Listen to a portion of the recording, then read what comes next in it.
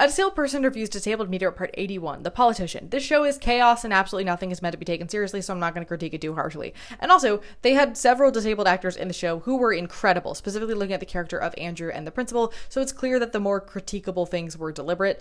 Same with the handling of race and gender as well. The show, if you're not familiar with it at all, is about a high school student body presidential race, but one of the guys running his only life goal is to become the US president, so he feels like he needs to follow the steps of every historical president to get to that point, and winning this presidency is one of those things, and it is a bloody fight to the finish line. Emphasis on bloody. Truly so much happens in both seasons, actually, and it makes you think a lot about the circus and inhumanity of actual politics as well. But the one thing I do want to touch on is that there is a Munchausen's by proxy subplot. I think if this is going to be used anywhere, a chaotic comedy show is the place to use it, but as I've spoken about before in another review somewhere, the existence of Munchausen's, now called factitious disorder, and by proxy is very much debated because at the end of the day it is medical abuse. The question of whether that desire behind the medical abuse is also mental illness is a whole other discussion that brings into the question of what is mental illness and where is that line, hence the debate. We also know that the increased portrayal of these narratives in media makes it harder for actually disabled people to be believed and to get care, because it further centers the idea that disabled people or relatives of young disabled people are faking it for attention. So I always personally feel uncomfortable whenever it comes up in media, but also when it usually comes up, it's in an intense drama show that this definitively is not. So I hate it less because it does seem